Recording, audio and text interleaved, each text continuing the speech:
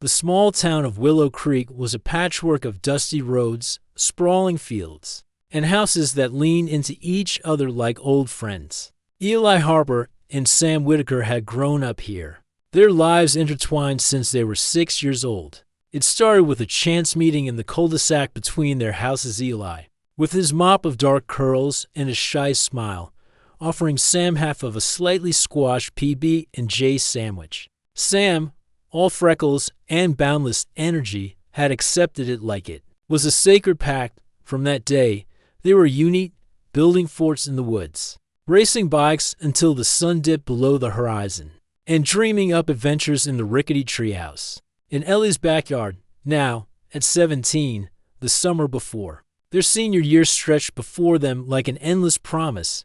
They were still inseparable. But something had shifted.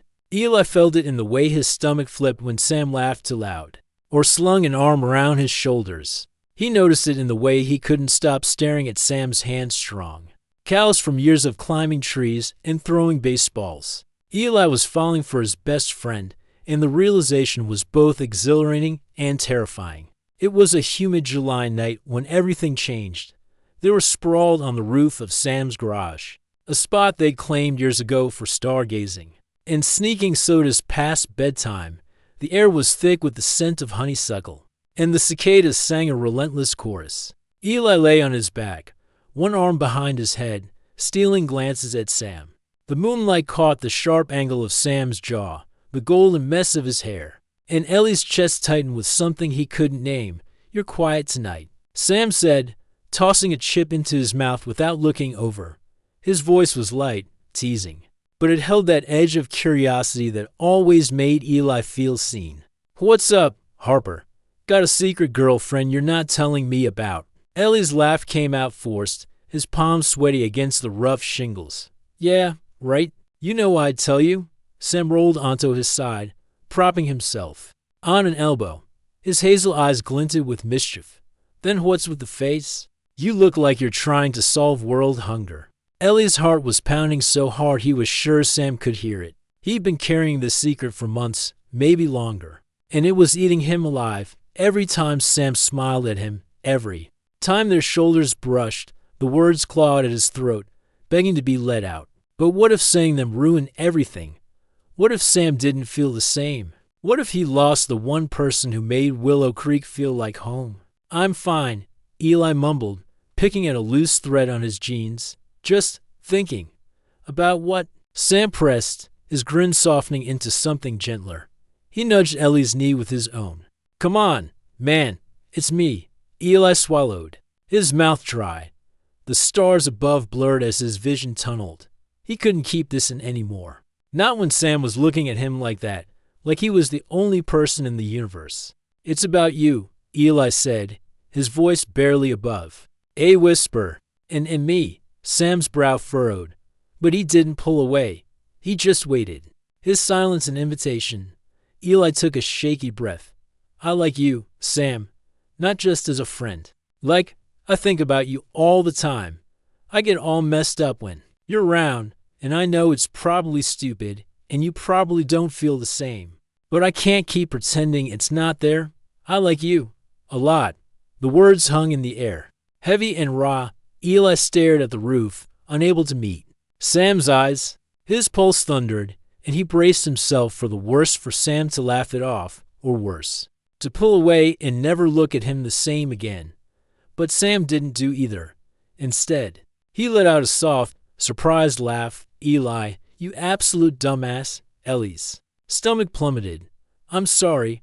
I know." "Shut up," Sam said, his voice warm, almost tender.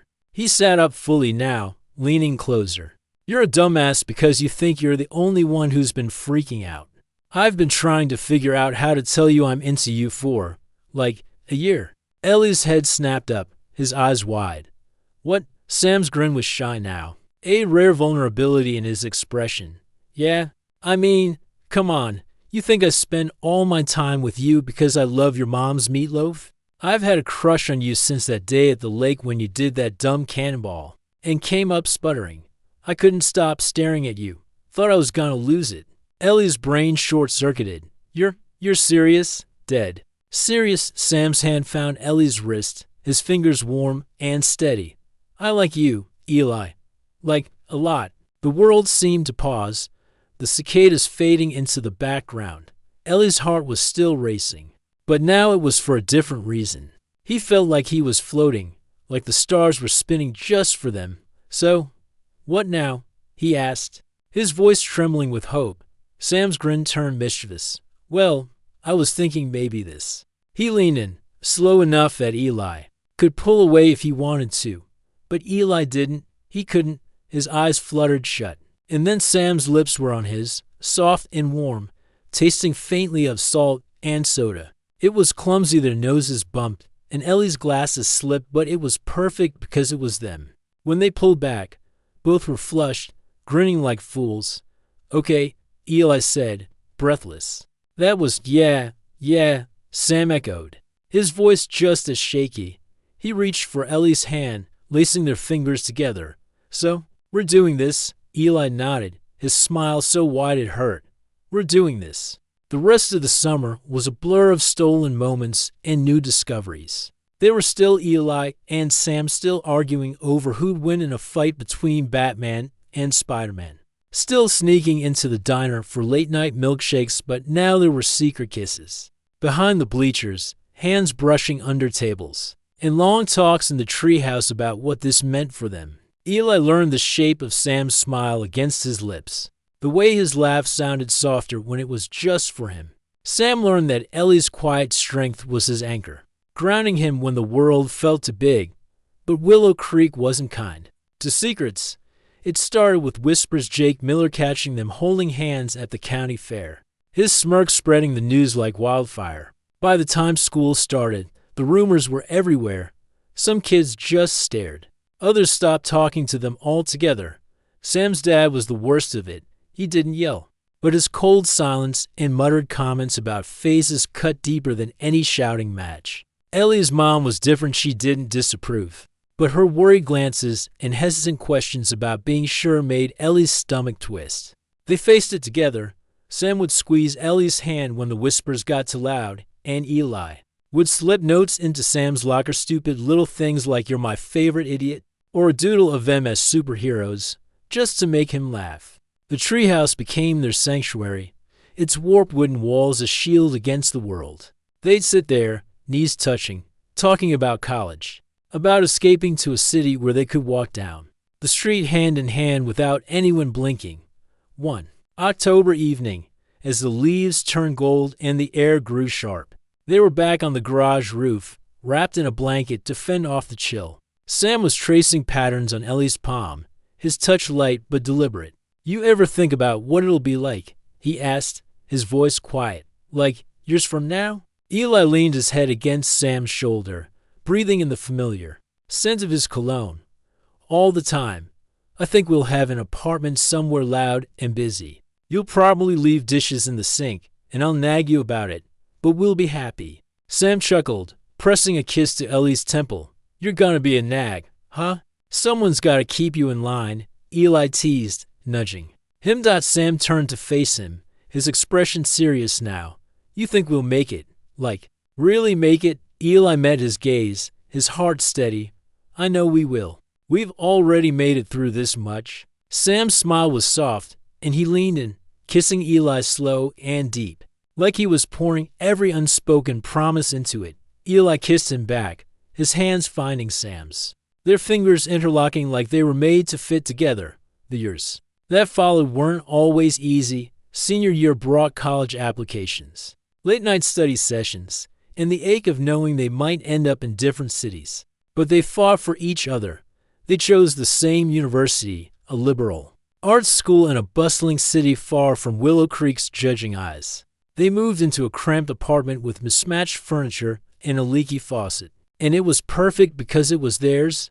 There were fights, of course, over stupid things like whose turn it was to do laundry, and bigger things, like navigating who they were in a world that didn't always understand. But there were also mornings tangled in bed, laughing over burnt toast, and nights walking through the city, hands clasped, no longer afraid of who might see.